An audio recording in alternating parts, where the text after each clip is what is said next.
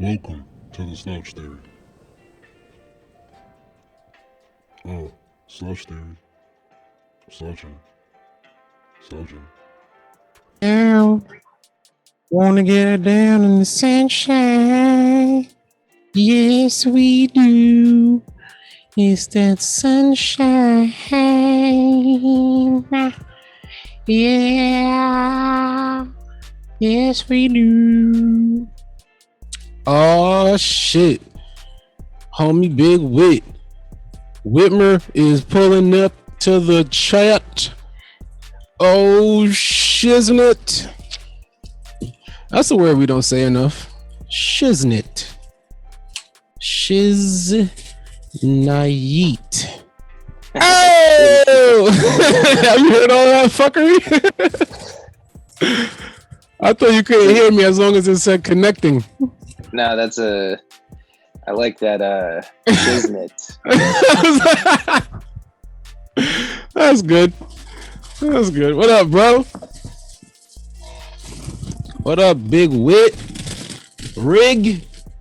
Oh, shit. Hold on, I can't hear you, dude.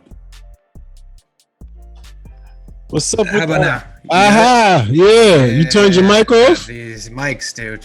It automatically, when you plug it in, it automatically mutes, which is probably a good thing in case I'm saying terrible things. Save your career so you don't get caught saying shit. Exactly. Some stupid shit. This is not safe. I should fix this. I broke my chair. Oh, no. A lot of shit been breaking in the house. Like at my expense. It's like it's me and I'm not doing shit. I swear I'm not misusing it. I'm not misusing the items. I do that all the time where I think like it's not my negligence. It's just I didn't fuck up. Exactly. The thing I didn't fuck up. I sat down in my chair and a wheel it blew like an exhaust pipe, bro. The shit exploded. Right. Wheel exploded. And then I tried to super glue that shit back in. Super glue, huh? I tried super glue and gorilla glue, and neither of them bitches worked. It broke it broke more essentially. So now I'm just missing the chair wheel. So when I sit, if I sit on the wrong side, I could just see it. I could just fucking. Yeah, son. So sometimes I bust my ass on a regular basis because I don't want to spend $37 to get a new chair. A new goddamn chair. That's really it. Yeah. I might be cheap. I don't know. This one time someone let me borrow their umbrella. Fuck. Was it a good umbrella? I think so, but what happened was I undid the thing and then I pushed the button and the fucking umbrella popped up and fell apart. they were like, you broke my umbrella, and I go, there's no fucking way. Pushing the button, like if the button pushed, it breaks your umbrella's shit, dude. Yeah. Like, it's not. I didn't do anything negligent. I didn't do anything to the umbrella. I didn't fuck with it. I pushed. That's not on me. I don't owe you no money. Right, the next person who pushed the button was gonna break it. It had nothing to do with the person. That was a built-in. What's that shit? Built-in obsolescence. I think it is. That's what it is, right? When they like build an item with the mechanism for it to break at a certain point. I never heard that term. That makes sense though. But it's like that's what they say about like iPhones and like Macs and shit, even up to the cars, with the whole concept of we can get you to 100 miles, 150,000 miles, but that's the fuck. After that, come back. You're gonna need more. They don't want to sell you one car every 10 years. They want to sell you one car every 3 years. Dude, like which is kind of hard to like justify, because why would I buy another one if the first thing fell apart? They put you in this point where you don't have an option because all of the car dealers have agreed to equally be pieces of shit. It's not like there's one where it's like, nah, we're gonna just build a good car over here. Yeah, they all be like, we're all agreeing to fuck you, okay? Yeah. Pick what symbol you like next to your booty hole. That's it. But we all going there. They golf at the same country clubs. They're the same. It's the same shit. It's the same shit. Billions from Toyota and billions from Benz ain't going to different places. Them niggas is hanging out together. They go to the same restaurants. They go to the same golf clubs. The same fucking clubs. They do all the same shit. The same, like, because like consumers, we see the car. We just see the outside. We just see the symbol. We just see what a person of our understanding is supposed to see. But a person who's in that culture, they know that the fucking spark plugs that Mercedes is using is actually built by Hyundai, and then you see what I'm saying? It's like you have no idea that you're spending the craziest amount of money, and you're not getting what you think you're getting. The Toyota tires and the Lambo tires come from the same rubber dickhead in whatever part of the world. It's the same factory, and then boom, here we go, dumbasses spending our life on it. You know who's exactly like that is fucking medicine. Oh, hell yeah, the generics and shit like that. Why would you spend more on Advil or Tylenol? It's just same shit.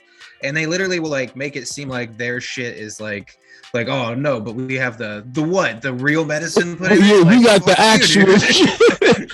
We got the real shit. Well, I seen this where pharmaceuticals, even some supplements, sometimes you see in supplements where they try to like trademark or copyright. I think it's like trademark or a copyright or some type of thing where they found or patent. Yeah, they'll be like, oh, we found a way. Our scientists found a way to turn this molecule into a hydrochloride version, and that's more blood stable. So we should have. They try to do shit like that. Like they try to biologically patent shit. Right. That's some fucking medical gobbledygook. Yeah. They try to make it sound.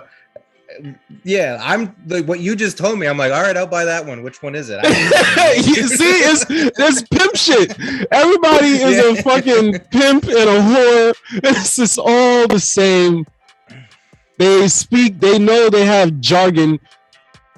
They love a good jargon. Oh, they love good jargon. You worked at a fucking supplement store. Yeah, I worked at the supplement store. How much of that stuff is bullshit? Because there's some things that like I've heard vitamins, like for instance, vitamin D is a good vitamin to take because getting natural vitamin D is kind of hard. But things like vitamin C, they say like there's no way by taking a pill you're gonna get the vitamin C into your body. Like you can just eat an orange and you have enough vitamin C for like 4 days. Like these tablets like don't do shit. There's different scenarios. So a lot of times, especially with supplements, what happens on the supplement label, it'll tell you the benefits. And the reason why they're allowed to put that on labels is because they're technically correct. Because if in the given conditions that are required to make the supplement useful, it will do these things. Your regular ass going to fucking Planet Fitness sometimes, you're not in that type of physical condition, not even physical condition like, as far as like cosmetically. I'm talking about physically conditioning, like doing something where you're in a situation where this is beneficial to your body. You're not like depleted of glycogen. You don't have subcutaneous like fucking high fat in a certain area and low fat in another area or all kind of whatever the fuck. You're not in that, so you'll never be like. I've seen fat people buy carbs. What do you mean? Like I mean, like no carbs. Yes, there's like, because that's the other thing that happened to people. They come into them bodybuilding stores and them labels look good, son. Like the labels look damn good, especially when you don't know shit and all you know is trying to get jacked. Yeah. That's the first step, because when people go, well, I'm not jacked, so what can I do to get jacked? And they go, oh, well, the difference between me and Triple H Jackman is over here, yeah. he just has all these supplements. So then they show up to a vitamin store and they see like a big jar of No Explode, and it has like the fucking extreme label that looks like it was like tattooed on a fucking redneck's back, and you're like, yeah, that label's fucking cool, man. I better get that. So, and then you get it, and then you go to the gym for 3 days, and you take it for 5 days, and then you quit, and then you just have a giant ass jar of No Explode. A lot of times, these people don't realize, especially for like, because it happens to what they would be like a newbie, like it happens to the person that's like fresh to this shit, don't really know what's going on. So they end up taking these things. It's full of caffeine. And it got some shit to spike your blood sugar. Right. So just those two things alone, you start thinking, oh, this red powder shit just is the best shit. How everybody don't know about this red powder shit, son? I'm gonna give this to my mother. I'm gonna give this red powder shit to moms and see what happened to her, because this gotta be they happen to people. They have no fucking idea. Right. They have no idea. But supplements do work though. But you just have to. It's like plugging them in. I think some of them work, but I think some of them benefit off of the ability to not exactly be able to prove it, like anecdotal evidence. Like, there's definitely a lot of bullshit too. There's way more bullshit in the supplement industry than there is stuff that, like, the stuff that work is a handful, and then the bullshit is just a tub. It's a fucking tub. You know that shit, useless stuff that Joe Rogan pitches, that alpha brain stuff. Yeah, like that stuff is like the perfect example of someone going like, well, when I take it, I just feel sharper. I just feel like I'm sharp. I'm like, yeah, but that's probably the placebo effect. Like, you want it to work, so you can. That's definitely a big part of it too. That's a big part of it as well. There's no way to cognitively prove, like, one day if you took a test, like an academic test, and you failed it, the next day you took fucking brain boosters, and then you passed the test the next day. Like I think you can try to do that with experiments, but I think you can cook the books to where you can make it seem like it works, and then you could carefully use the language on the label to where, legally speaking, you're not lying, but you're not telling the truth either. And I think you just get away and you just print money. I think that's. But it's also it's another part of it where it's like a lot of things got to deal with this responsibility on the consumer as well. Like, a lot of them want it to be this way, where if the shit says more muscles, they take it as I buy this pill is the like, they in their mind they feel like they're purchasing muscle. Yeah. And the thing is, this is what I was saying about like putting your body in the situation where this will be beneficial. You taking a carb supplement and you're already a person that has a higher body fat, you don't have a problem with stored energy, or you're not working out even hard enough to be in a position where you're like, I'm actually glycogen depleted. I don't have no available carbs like that right now. I'm dry. Right. And you're still buying it. And then the thing says better muscle delivery, nutrient delivery, and all of that. And you taking it and you're like, why am I not getting the? And it's like, you don't do none of the stuff that's required for that situation to come for it. That's not like when I was in the store, bro. I remember working at that supplement place. When I'm talking to a person, there were stages of like, all right, the first thing is ask you what you need, and then if you are open to it, advising you. And if you're like, I want this, then I'm gonna just sell you your shit to let you do your thing. Right. But if you're like, yo, I heard such and such, what's up? I'm like, all right, do you need the creatine hydrochloride? No, you could just buy this fucking tub of regular creatine monohydrate where all the studies is really founded on, and you get that whole tub of 200 servings for like fucking 20, 40 bucks, or 20 or whatever bucks, versus this little pill case that you do not put your body in that circumstance for this type of thing. Right. this thing can work for a person who's in a certain type of group. Like that's the thing. They don't put all of that on the label. Right. And then also the expectations. You're not about to eat 4 of these pills and your arms go, it's not going down like that. Dude, I eat so many carbs that the idea of a carb pill is bananas to me. Like, I'm like, yes, dude, just have a sandwich. What are you doing? Like, why do you need to take carbs in pill form, dude? There's readily carbs everywhere. Like, carbs are the problem with carbs are that they're just too much, too easy, too inexpensive. Like every food that's cheap is just carbs on fat on carbs. Like that's and it's just because it's easy, you can eat it with your hands. It's different. Like there's circumstances where a particular type of carb is useful now because it's not like all carb is just one. Like they get digested at different rates. They have like some might get shuttled easier to a muscle than it could be shuttled to an organ. Yeah, like or it's just like certain situations, circadian rhythm. When you're training, how high is a person's like metabolism, or is it like all kind of shit? Between like, is it like the difference between like eating a sweet potato and then eating like a plate of pasta? Like the carbs in the sweet potato are like more balanced with other shit like fiber. The shit where you hear like complex carbs versus so like sweet potato versus fucking Laffy Taffy. Yeah. Like I remember like this is a lot of fucking people that like do cardio shit.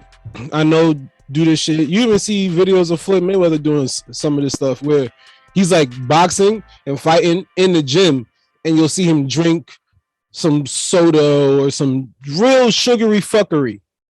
Yeah. And that's why they sell Gatorade to athletes. It's for athletes in athletic situations. It's for in people those situations like, the shit work. Right. But you like drinking Gatorade sitting at the fucking forklift is not for you.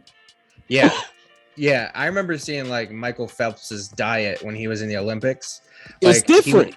He would eat like an entire pepperoni pizza for lunch. He would, like he was carb loading and eating all this shit, but he was also in a pool for 18 hours a day. So he's burning like so many fucking calories that he can afford to literally eat an entire pepperoni pizza for lunch. And he's never going to even remotely gain weight because he's burning like 6,000 calories a day. It's different. Like that's the thing that people kind of don't pay attention to. The thing said, if the bottle says more testosterone, they think I'm a fucking Terminator. And it's like, nah, maybe it just helps you free up some of the binder testosterone so that it's available to turn into free. So you get a couple more punches, you can wake up with a nice, what I'm saying, with your situation proper or whatever, put a little pet. It's like this, it's so many, you're not on steroids. Right. And they compare them, people be comparing themselves to people that's on gear, yo. Right. It's like putting a spoiler on like a Toyota Camry. Like there are cars that literally go so fast that they need a spoiler to keep the car from going off the ground. But dude, you're never gonna go that fast in your Camry. Fucking perfect analogy. And it doesn't even matter what you do to your Camry. You're not doing it. You're not doing it. And you couldn't handle doing that in the car that's made for it. You're not a driver. You got your license so that you can get to school, to work, you know what I'm saying, a little party. You're not drifting going 100 miles an hour. You shoot yourself. Like that's fucking perfect. People do that shit. It's so many things where I feel like it's more so you trying to, I don't know if you're like living somebody else's life or trying to do shit that don't fit. Like you're not paying attention to your shit. You're paying attention to other people's shit. Right. And you're trying to make things, it don't fit, son. You're not, it's never going down like that for you. Yeah. Not in that way. You got a different thing. Like you ever like, when you're, I guess it's like when I was younger and stuff, like one day you would decide, like when I was between the ages of like 17 and like 21, I would change my idea on what I wanted to do for a living. Word. So like one day I'd be like, you know what? I'm going to apply to this college to study marine biology. Cause I like marine biology. I This remember sounds thinking cool, of marine right? biology as well. Fuck yeah. Right? And then you sit there. I like water. Yeah, you're like, I like dolphins. I like fish and water. Sure. Fucking dope. And then you spend like, I don't know, a little bit of time living that life of someone who wants to be a marine biologist. And then you realize you're like, bro, like there's no way. Yo, that's the other thing too. Where you really like, I'm more understanding it now because of just me looking at my life and how different stages of shit changed. Like, there's a lifestyle that come with whatever you do. If you're gonna do that shit, like if you're gonna actually do it, like I mean, actually do it. There's a whole lifestyle that come with that shit. There's a full on lifestyle, no matter what endeavor it is, whether you're trying to be a fucking world star chef, a yoga teacher, or a crip. There's a full-on lifestyle that come with a dedicated pursuit. If you're gonna be elite, if you're gonna really be able to cook, really be able to stretch, or really be able to shoot, there's a lifestyle that you got to sign up for and commit to. I like this idea. I like this idea of like being like a guidance counselor at a school and just being like, listen, kids, if you want to be a chef, a yoga teacher, or a crip, you just they're all options. I'm just saying, they're all options. They're all options, but I'm telling you, buddy, they all got the lifestyle. There's a consequence. You gotta be ready to pay. Do not try to trade in your cards later.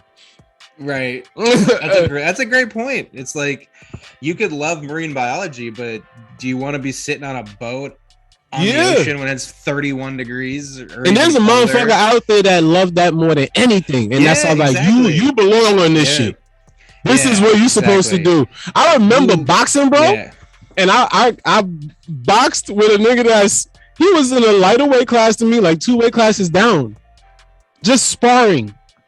And boy cooked me up with a couple pieces. And I was like, oh, oh shit. You want this. Yeah, that's what passion looks like. The football shit. That's where I got the shit from. Them experiences where you be like, you're an athlete. Like, am I athletic? Sure.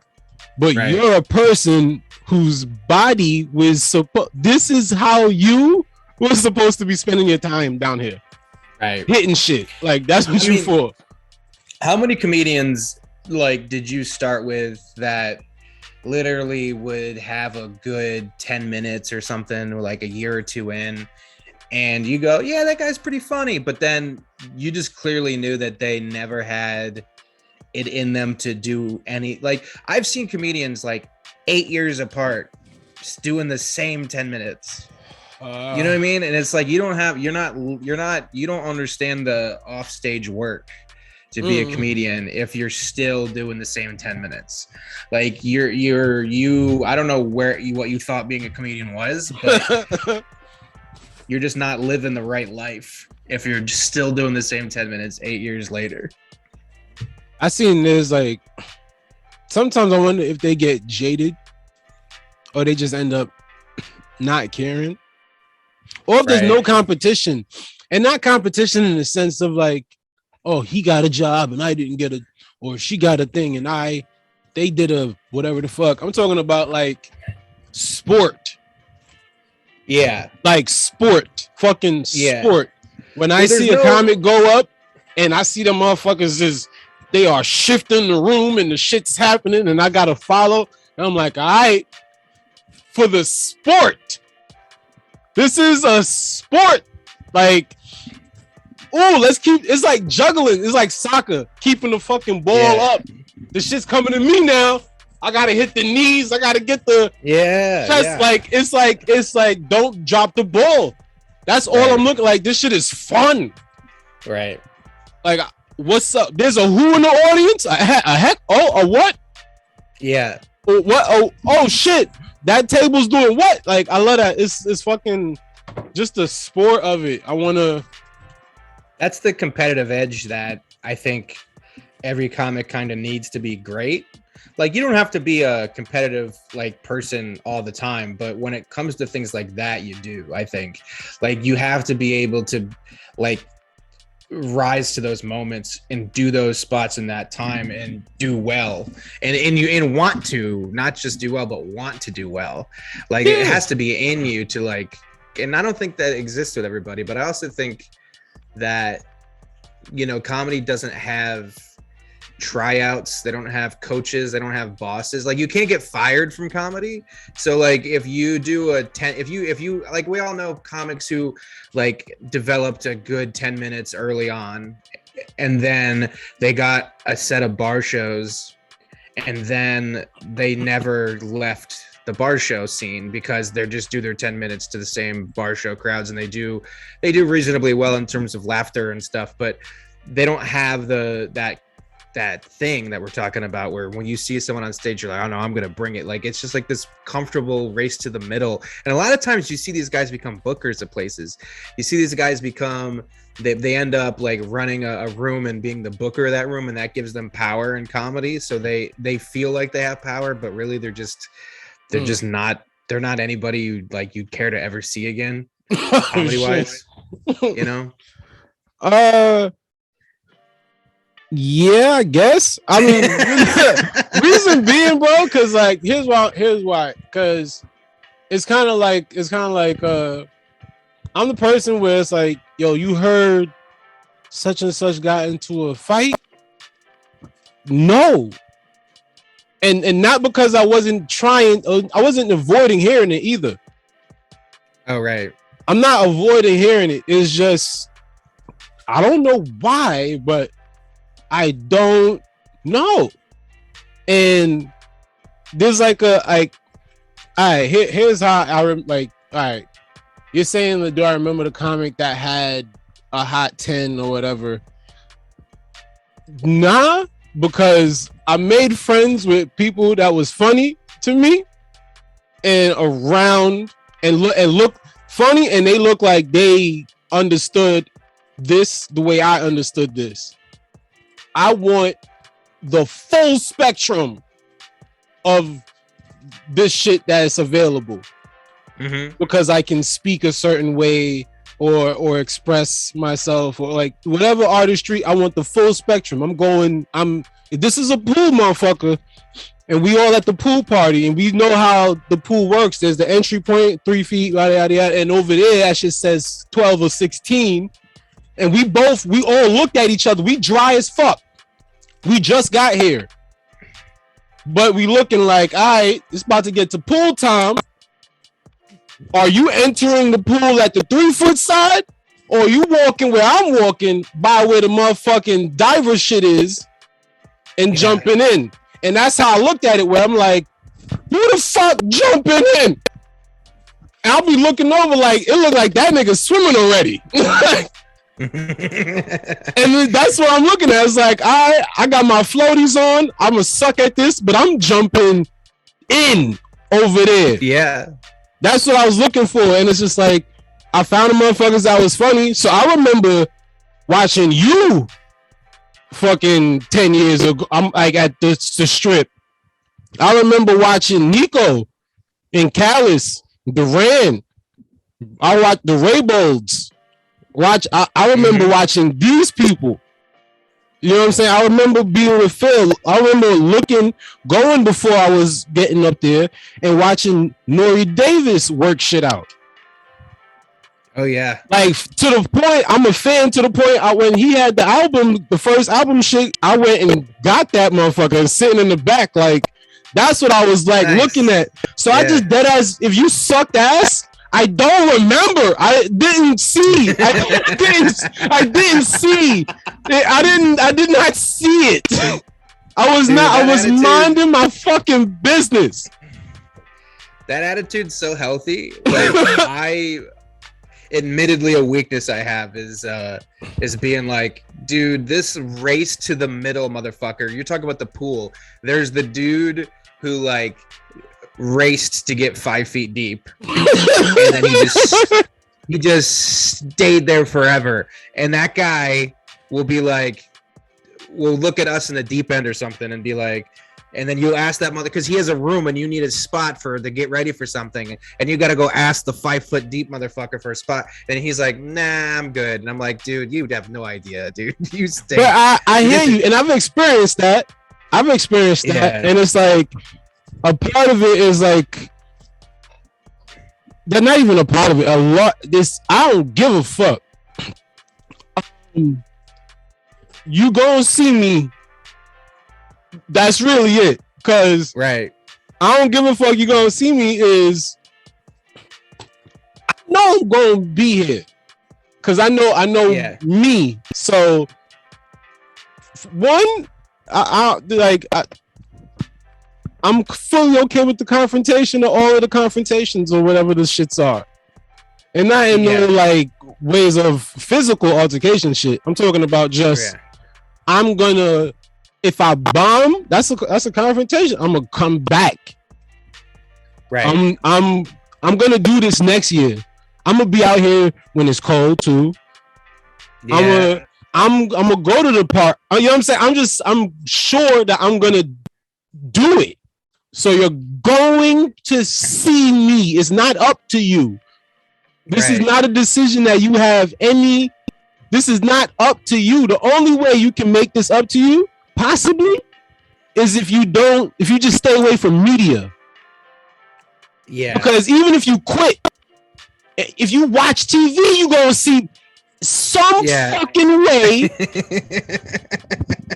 So this the only way is if you just say, F it, I'm off the grid. You gotta move to Montana and get a cabin and just don't have cable, don't have internet. Quit, just leave it all alone. But if no, you go see me somehow. Somehow. I'm gonna be in your face going, hey. I was thinking about that like a few years ago. I was like, I'm so far into comedy now that to quit comedy would take more than just stop doing it. Like I would even have to I would have to get a new email address just because like if you're a comedian, like you get emails all the time from clubs that are complete bullshit. They're like bringer show shits, but like it would just be the constant reminder that, you know what I mean? Like, or I would have to get rid of every streaming platform because people I know are all over those things. Like it would be like to quit would you would really have to like, I would have to like become like a Mormon and like go live in some weird fucking, or like a Scientology thing or something where you're like in some sort of cult where you're not allowed, you're only allowed to digest certain content that is his ideas. He be writing books. He do sketches. He the one doing sketches. It's Saturday Night Live Mormon. It's him. Yeah. Yep. Oh my god. And you're like, fuck. I didn't even make it to the SNL of Mormon SNL. Fuck. That's it. Yeah. But it would be an effort to quit, honestly. No shit. The only time I had any even a possibility of a thought that something might be happening of not what I wanted in comedy, was like, I might have to get a job, was when the pandemic was fucking fresh.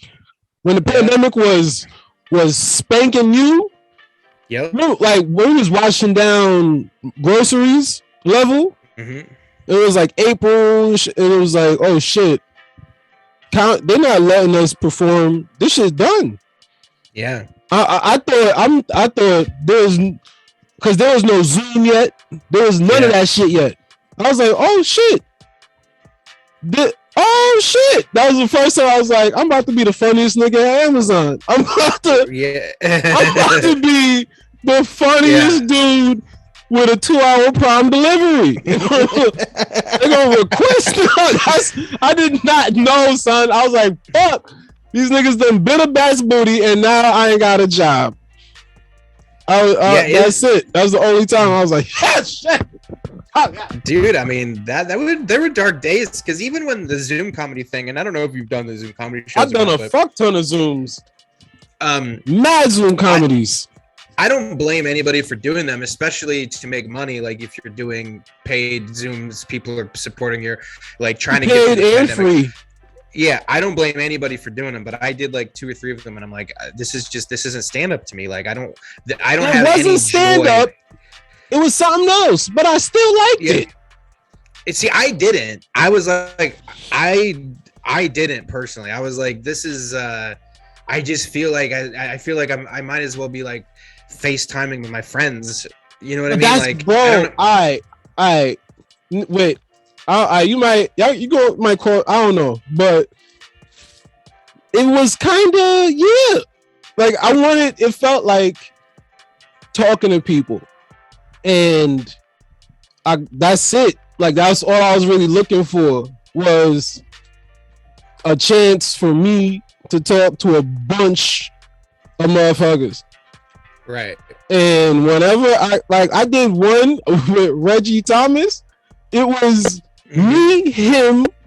That was it. We were the only performers, and I think like the audience was like five legit grandmothers, like legitimate, like five or six actual, legitimate seniors. These women could be our grandmothers. Like this, you hear the amount of respect in my voice. Yeah, like these were. You're not saying bitches. You're saying grandmothers. These were our grandmothers. Yeah, we had one of every. It was like I think it was like 2 or 3. Like say 2 or 3 was like Spanish descent, and one of each race. Like one Upper West Side white mom, one Jewish one from New Jersey, a Trinidadian black one, and then 3 Spanish that's like Dominican or something like that. It was like that, or something Latin, New York, and that was the room. Me, Reggie, and a couple grandmas, and I had fun. It was just that I wanted to talk to a group of motherfuckers. I just wanted to talk to people. Yeah. I didn't do stand up. I never got the chance to do I wasn't doing bits the way I would do them on stage. I would be like talking to them. You're just having conversations then. Conversations, yeah. Man, you must have been lonely as fuck. I just talk too damn much. I live with my mama. I'll give you my grandma's number if you just need to talk to some lady. I'm like, hey girl, what up? What you fucking with? What you fucking with? Oh yeah, I went to the grocery store. The prices are high. Yeah. just saying shit. You are actually right. Companionship. Yeah. Last time I got a cucumber, they weren't firm either. There's something going on. This stupid shit. I know. It's just funny. I don't know, bro. You was doing the park shows? No, I didn't do a single park show. I was doing the parks, the streets. That to me, like roofs. I did the rooftop shows and stuff. Yeah, but, like those are good examples. It's like stand up light, where like you're performing in front of people, and there aren't the normal parameters that you have in every comedy room. Like you need like a low ceiling, you need lighting to be a certain way, and it manipulates everything to relax. You don't need none of that shit. There's alcohol, like it makes the audience loose. So you remove all of those elements. So you're doing stand up still, and you're still getting an emotional response from people. Like you don't feel it in the same way. You don't feel those laughs coming, and you don't feel the energy in the room build, but you can look on their faces and see whether you're eliciting a response from them. So that was more valuable to me, because at least I could be like, I saw a bunch of people smiling at me and not frowning or not having blank expressions. So I know I amused them and they even laughed a little bit. And then if you added all those elements of stand up into the situation, I would have felt like I killed. But that's just not going to be the reality of an outdoor rooftop show. It's just not going to be. And it's fine. Like that. What's up? I disagree. Really? Yes. I disagree. I took a clip from a rooftop show. It felt so damn fucking good. Posted it.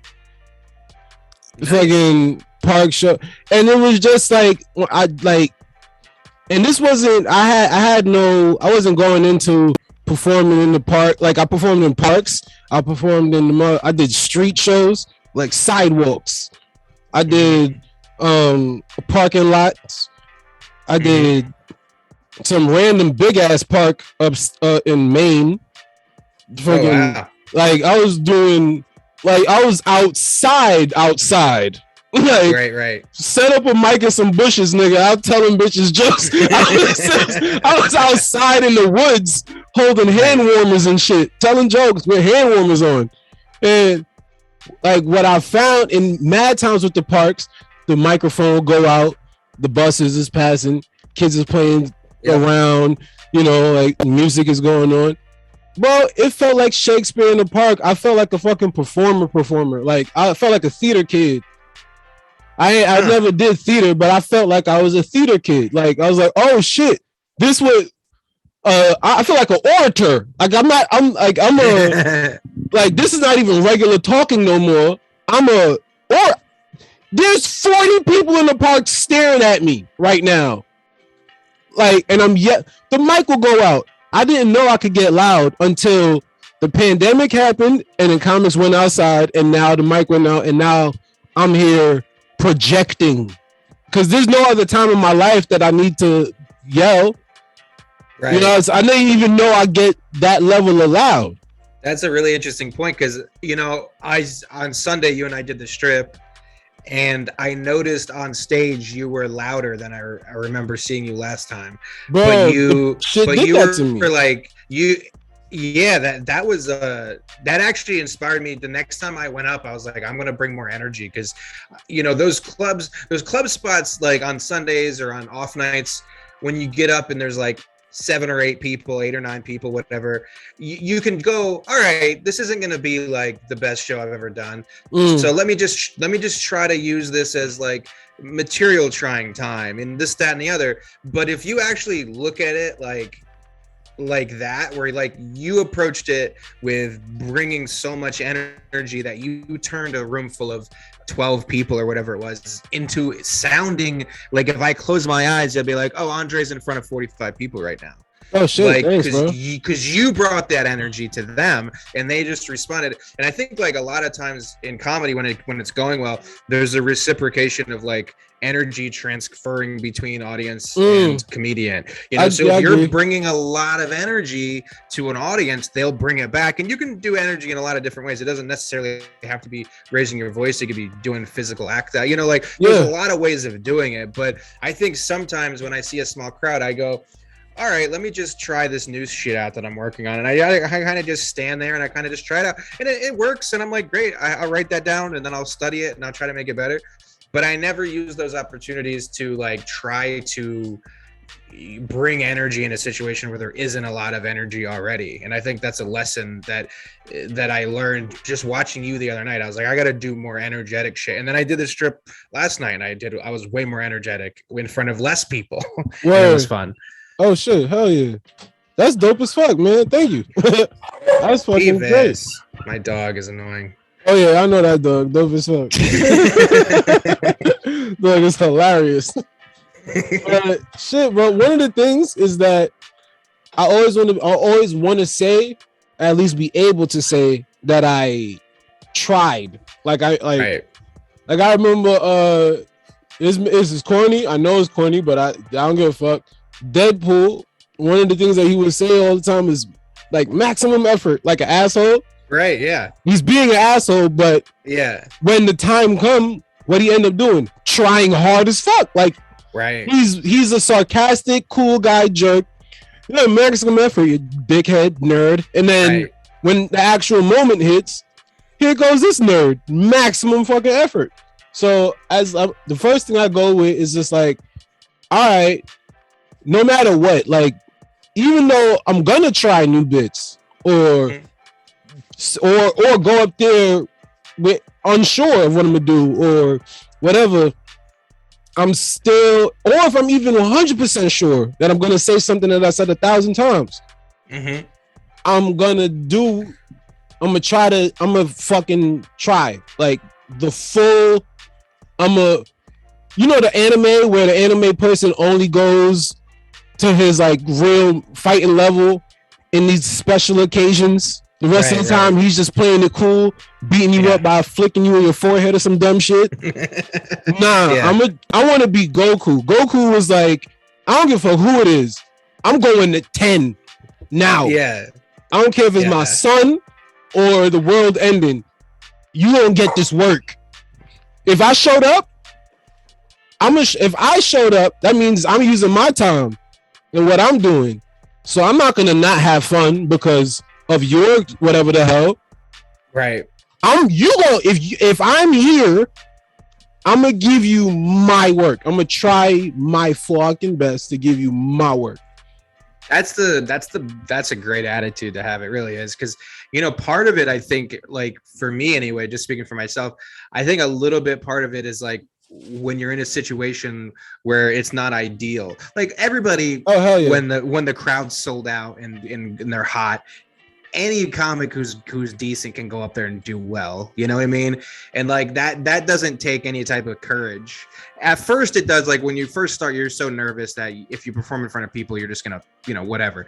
But once you get good enough, this is what I'm saying.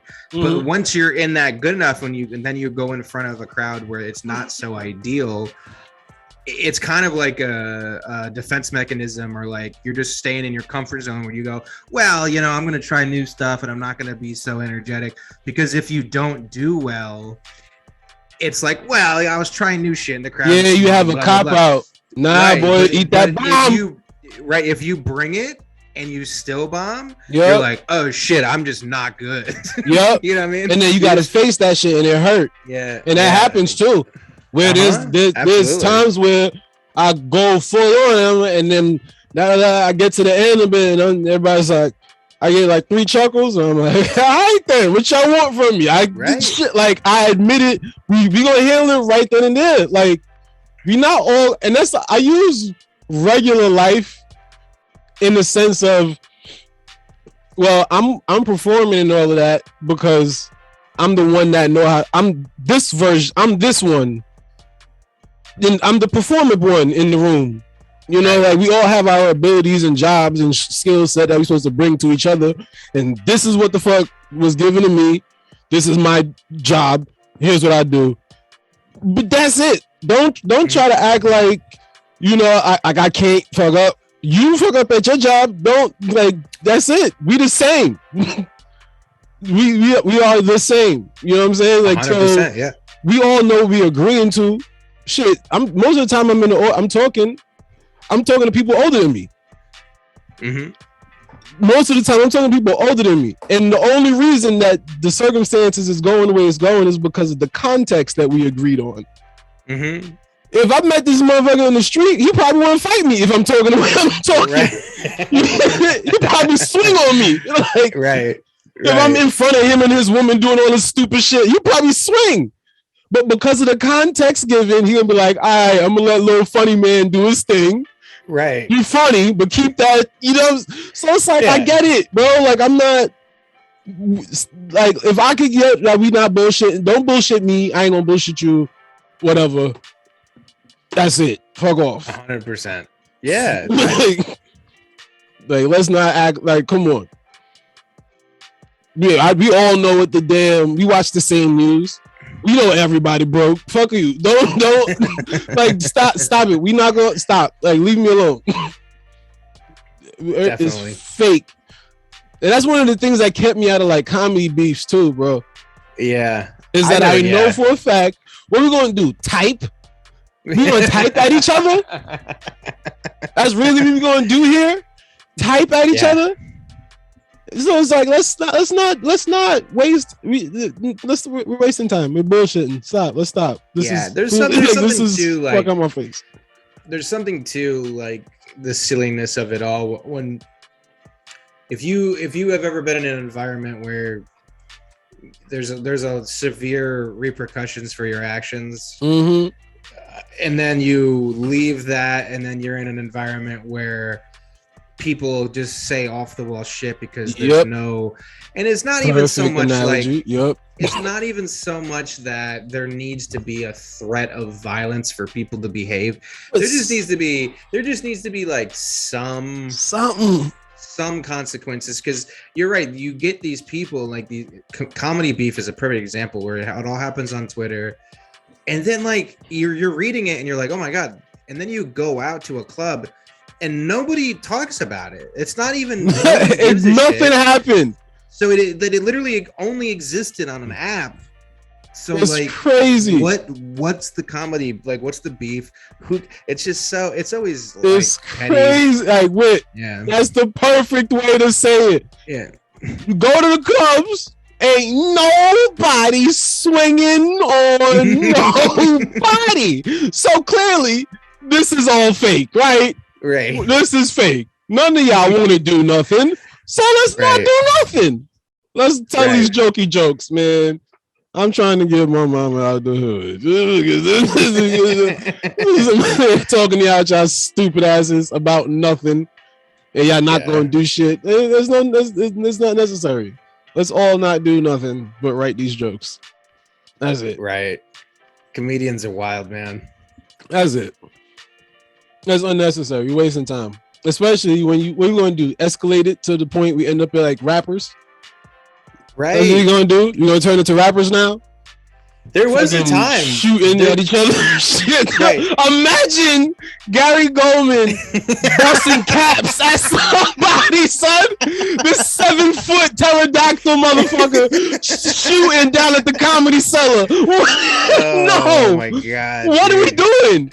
He's like, dude, I heard what you said, Jim Morgan. And he just does a drive-by on McDougal. Like, what are we doing?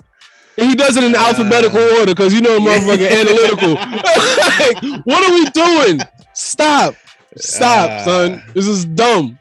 It's not really possible. Like, we should not be fighting for nothing. It's a waste of time. It's a waste of time. There was a time though in comedy where like it was Sam Kinison. Ooh. This dude would the walk cocaine around. years. Yeah, dude, he saw himself as an outlaw, and he walked around with guns. Like he would be at a party with just guns and he'd be shooting, and then he started talking shit with Andrew Dice Clay. They started feuding, and like Sam Kinison would insinuate that like if he ever saw him, he would shoot him. That was the closest comedy ever got to rap beef, and then that guy died. So then it all stopped because there's only one of them. And that's the thing with that one. That's the first thing I thought of, is that was he just being his own version of Andy Kaufman? Because it's not like he's the only one doing. He's nobody. He's playing gangster with nerds. Like he knows for a fact. Yeah, exactly. You know what I'm saying? Like that's like Bob me. Saget. Being regular me. Yeah. And where I grew up in a regular me, but then I go into comedy, and now I'm a super crip gangster, shoot 'em up. And meanwhile, in my neighborhood, all they see me do is stretch. What the fuck am I? I don't do shit but go for walks. I'm not in these streets, but here I go in comedy claiming all kind of shit. No, be you, be the same you. Don't be tough. Don't do that. I think the delusion of being a complete cokehead also does that to you too. That's the thing. He was high as shit all the time on that booger sugar. Yeah, man. He was on that shit, man. Yo, the other day I bought some Wagyu steak and I made it. Oh, nice. And I was ready to take a picture and send it to you so we can continue our feud. Well, hey, if there's a steak that can be cooked medium to medium well and still be tender as fuck, it's Wagyu because there's so much fat in it. Yeah, look at this. I did not know that. Yes. I only bought it because it had all the stickers on it. You know, this is organic this and the sticker this and the US Right. that and the sticker. Shit was look like a NASCAR, nigga. That's why I bought it. Right. It's like to make a steak really juicy. Like that's why, like, if you do like well done steaks, you should pick a fattier cut because at least you could render the fat out and make the fat like. How do you render steak fat? Sound like Photoshop. But honestly, by cooking it at a high temperature, and essentially it turns the fat into like what I call it's meat butter. It's just so tender. It's good. But like something like a fillet. You came a little bit when you said that. That was different. you started rubbing your eyes. Shit. You was like, oh shit. There's that meat butter. Meat butter. Oh my god. That's the funniest way to describe it. I ain't never heard nobody say that before. Dude, it's this that it is. meat butter. Because not only in how tender it is, but how like you smoke a just, cigarette like, after you eat your decadent. steak. I know Yeah, dude. It's like the word is decadent. It's decadent. And that's what it is, man. That bitch is decadent.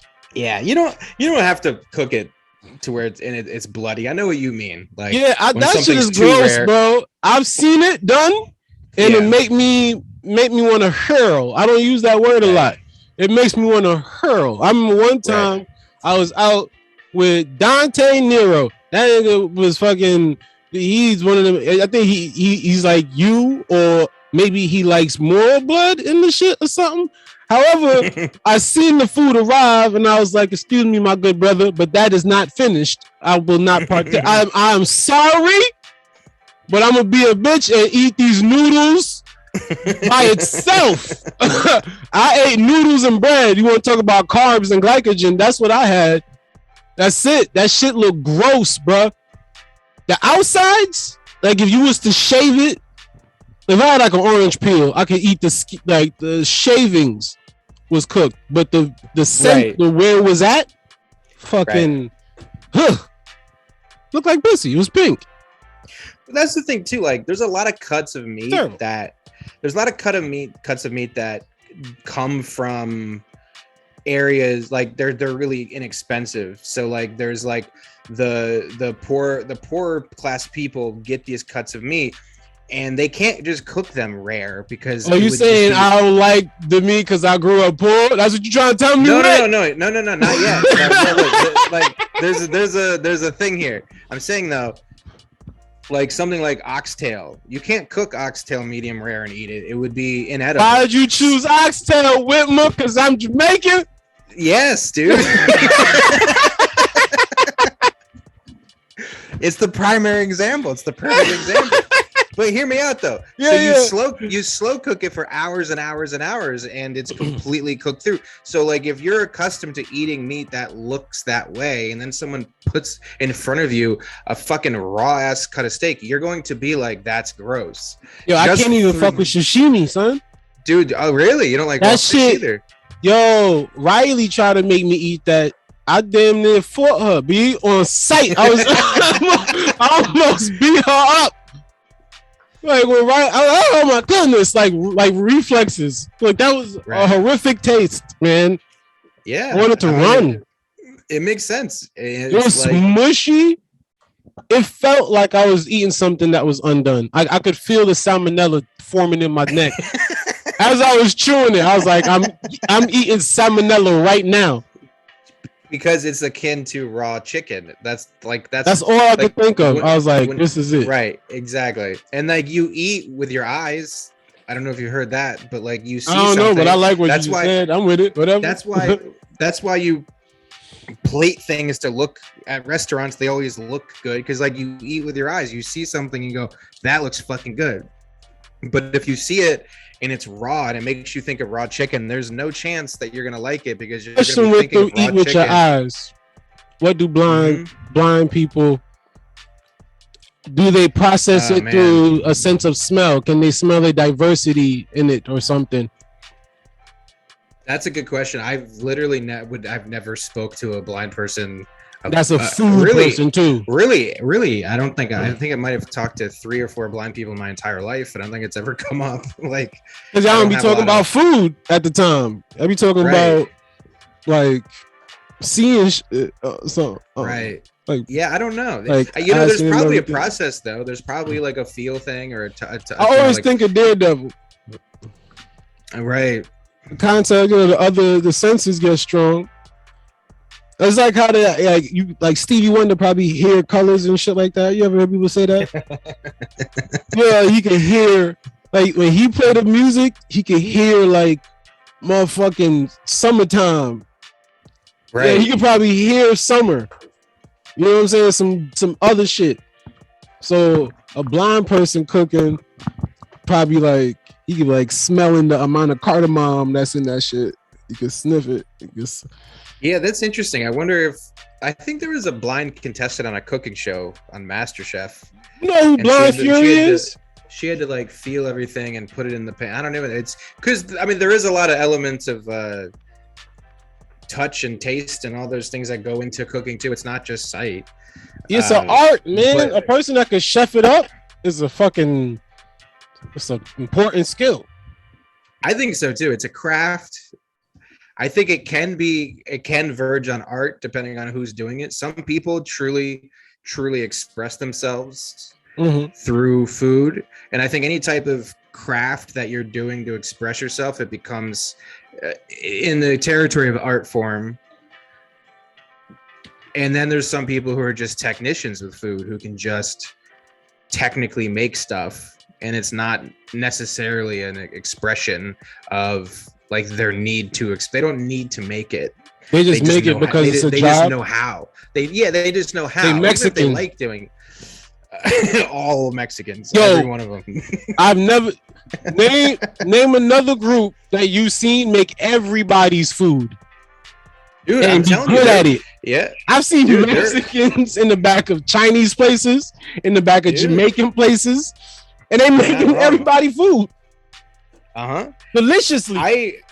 When I worked in restaurants, it was that exact thing. And they only cooked their own food when it was family meal and they're cooking for the staff. And then all of a sudden they'd make this fucking pot of mole that would like blow your That shit fucking be mind. crazy. They're Italian They're restaurant. so talented. Uh-huh. Every Yeah. restaurant. French. Every They're restaurant. in the back and they cooking. Uh-huh. Easy. Fuck you mean? No problem. How? It's just, I think it's some cultures, I think, put more emphasis on certain things. You're not And I you think- familiar with Yummy Taco?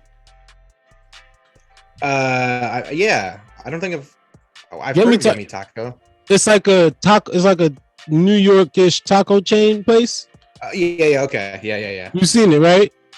Yeah. I Notice- don't know if I've ever had it, but I know They're the not name. It Mexican. sounds They're familiar. Asian, but they make Spanish food. Do you like it? I've been fucking up Yummy Tacos since the day I seen it. Dude, What you mean? If I I'm like it? telling you, there is something to that because there is a Mexican restaurant in Brooklyn. It's just a family-run restaurant that is owned and operated exclusively by a Chinese family, and they make nothing It's but Mexican food. wild. And it's different. Like when you taste it, it's not the same, but it's still really good in a different way. Yeah, it's good. They nail it. Right. They They nail do it, nail it.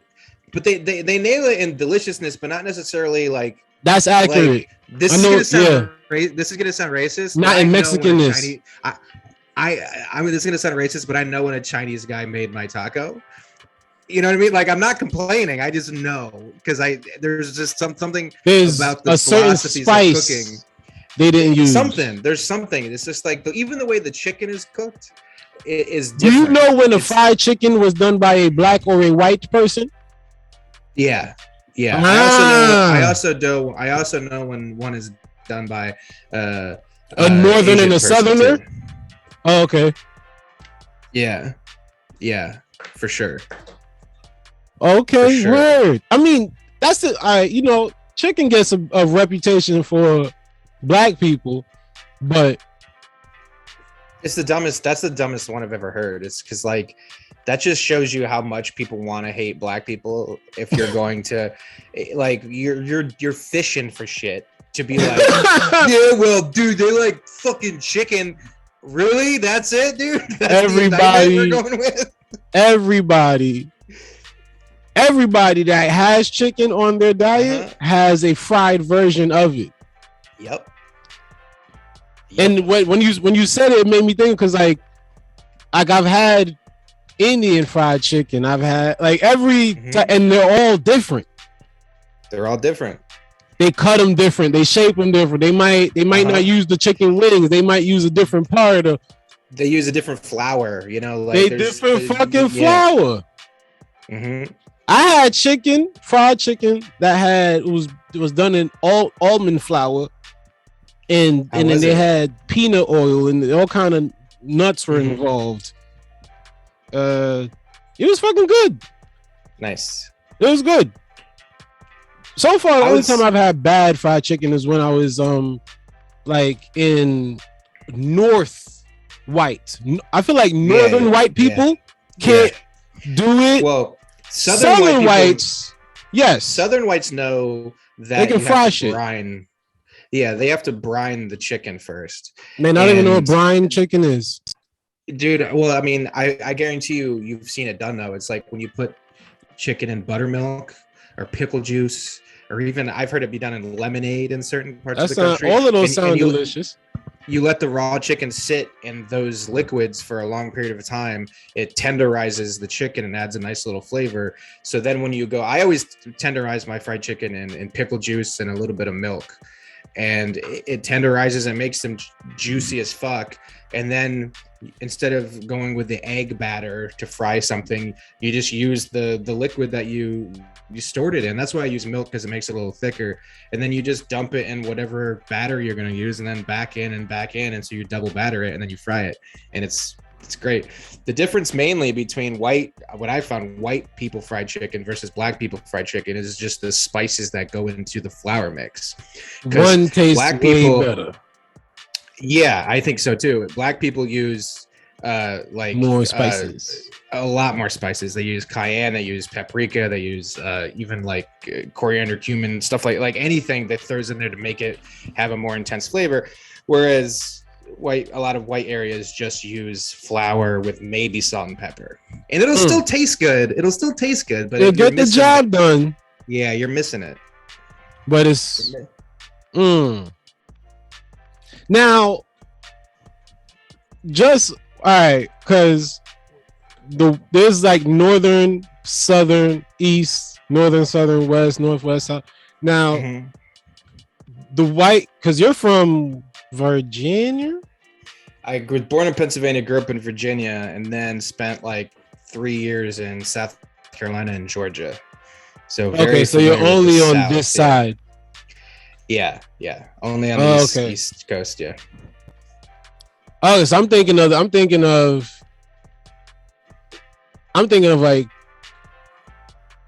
like Phoenix and what like Southwest and Southwest. Yeah, because I'm trying to think of their version, like Mexican fried chicken. That's a good point. So I don't know if it's like an American thing or not, and not a Mexican. To fried chicken? Yeah, only because I mean, because it's definitely Asian, because there's that's exactly what I was like. But in Mexican, I'm trying to think of examples of, because in Mexico, like they fry a whole burrito, bro. The best fucking idea to ever touch part of this earth is fried the chimichanga. Yeah. Whoever was the first person to be like, dip my burrito in hot oil they deserve a Nobel Peace Prize. Chimichanga is the best shit I've ever had. And then you put the sauce on it. How important texture is in food, because it's that crunch and that flavor of the fried tortilla. It's insanity to have done that, bro. I've had the one where they put the cheese. It's a They put some type of cheese that gets fried. The intention of this cheese is for frying. I've seen it in the supermarket. It has it on the package. I don't know what the fuck it is, but there is a fried cheese. They put the food in the fried cheese, put that situation in a tortilla. The food got cheese in it, and then they dip that shit and put either the red or the green sauce. I was freaky. I got both.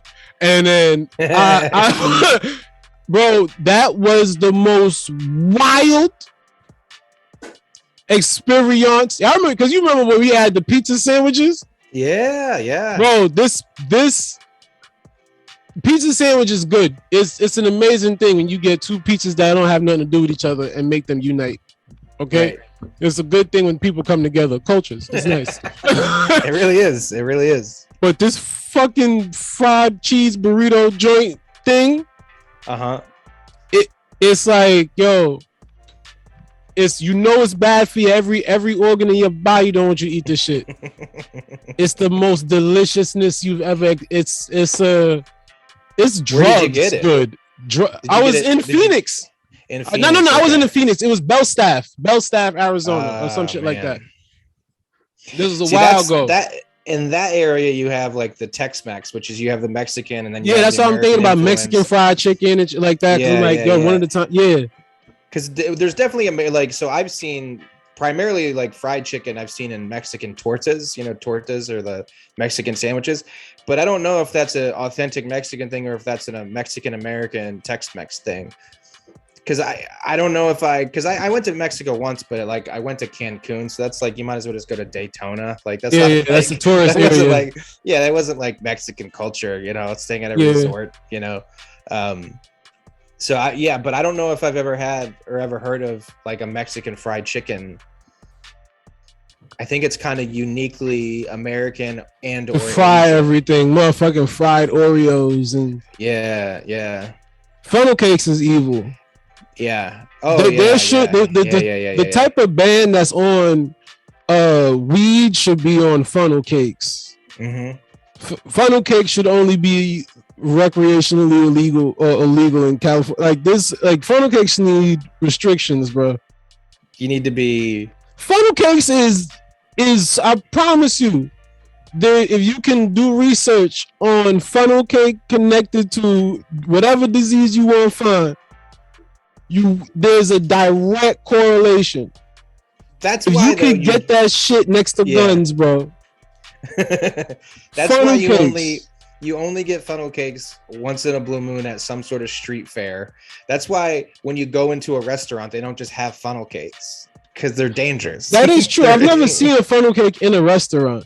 The closest thing are Zeppelis. They're Italian donuts. It's basically the same thing, but in like ball form. They fry because the reason why it's called funnel cake, and I only know this because I saw funnel oil through the entire thing. It's fucking gross. No, this is what they do. This is funny because I only know this because of a TikTok I just saw. But the reason why they call it, I know the reason why they call it a funnel cake is because they take the batter because it's just fried dough. So they take the dough batter and they put it in a fryer to deep fry it. But what they launch it through is quite literally a plastic funnel, and they just circle it like this, and they make it into a big circle. I always thought like the funnel cake was called a funnel cake because of the shape of it or something. Like if you hold it a certain way, it might look like it's called a funnel cake because they shoot through a funnel, right?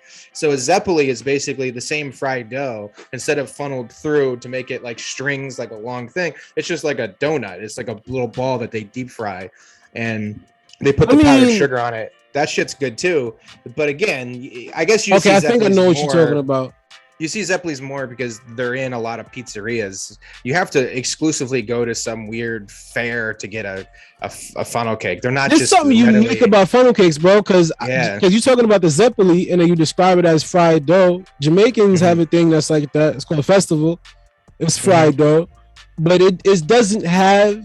There's a certain level of oil and sugar that come from funnel cakes. Yeah, I don't know. You can see that I had an experience. Like I've had a funnel cake. I'm eating some, and instantly, like a couple bites in, like this was like BET movie shit. where you know where like Pops is like, I gotta go to the bathroom. Like you know when everything and then the camera speeds to him and he's like sweating immediately. Immediately, I was like, my body is telling me never to ever touch this shit again. It's because it's deep fried show with deep fried dough with powdered sugar on top. It's like it's all unnecessary things. Like you don't need any of those things to survive. That motherfucking funnel, bro. Life changer. Yeah. Wait, you have this fucking cooking show coming up, son. Tell me about it, B. Oh, it's not cooking. It's a special taping. I'm taping my first comedy special on February 6th in the Greenwich you did Village. a cooking show too. You was cooking in front of the people. Show. Oh no, yeah. So I had a show called Hungry Wit. My last name is Whitmer, where I cooked for the audience at the comedy show. This upcoming show is not that because I'm filming a special. I can't also cook for it. I would like to, but it's just too much work. But then the February 6th, Sunday, I have two shows at 6 o'clock and at 8 o'clock. You can get them from my Instagram account, Nick_Whitmer. But yeah, I'm filming my first special. It's going to be on SiriusXM. It's going to be on Tubi. I'm really excited about it. So if you want to come see it filmed live, what's the name of it? That. The name of the special? Yeah. I think right now it's going to be called Always Hungry. Oh, you didn't like fully settle on the name yet. I think that's what it's going to be. I have some ideas to play with the edit. Right. Like that might change the theme of the special. In which case I'm entertaining the idea of changing the name to match the theme. Yeah. But right now, just the standard theme of just an hour stand up is going to be always hungry. It's a double meaning. What's up? No, finish that. Double meaning. No. Of just like being hungry for her success, but also quite literally also eating a lot. Yeah. Yeah. But wasn't there a show where it wasn't live? You were cooking though. Oh, the YouTube show. That's not happening anymore? No. Yeah. I eventually I'll get back to that. I've shifted all stuff to my getting the special ready and taped and stuff. And I also filmed a sketch in the end of early fall too.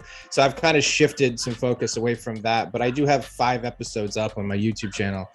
You can do that if you find that at Nick Whitmer. There's 5 cooking shows, and eventually I'll get back to making more of those. I'm just kind of shifted priorities for the next 6 months. You could do a fucking live cooking, like you doing. So okay, you're doing an hour, right? Mm-hmm. But you cook a meal that you know takes about an hour to cook, right?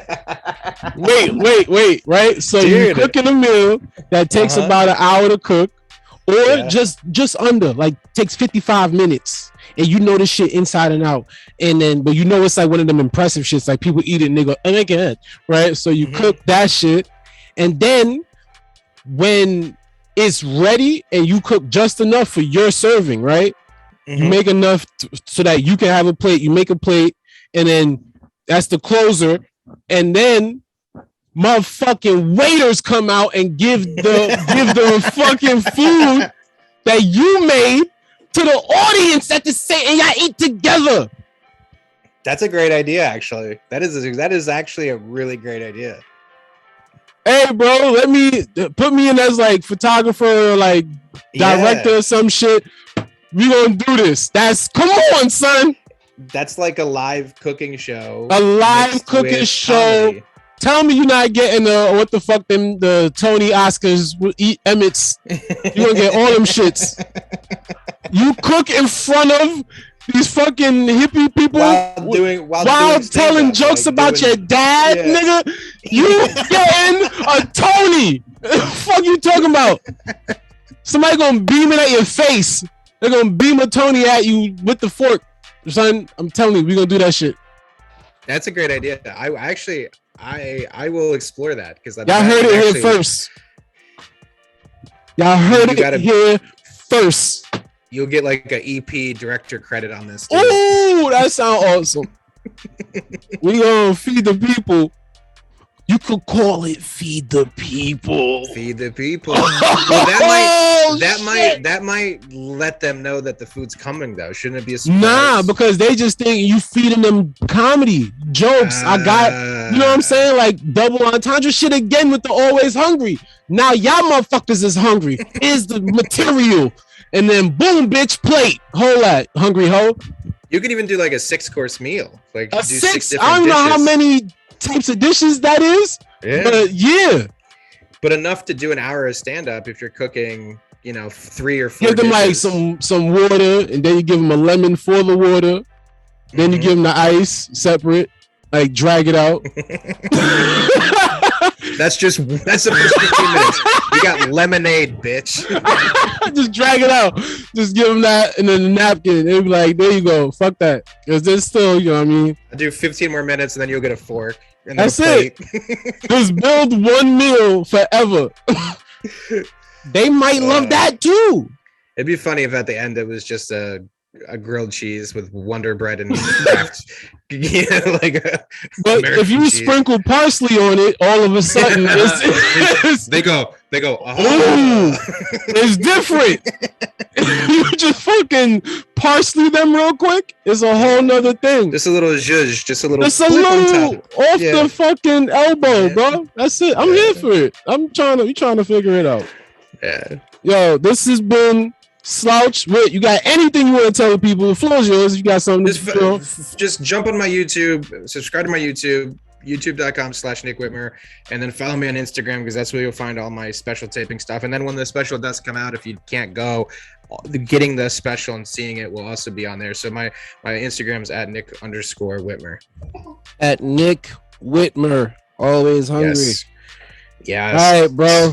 Appreciate you coming Good on, talking to you, man. Slouch. Hell yeah. Hell Thanks, yeah. dude. Word.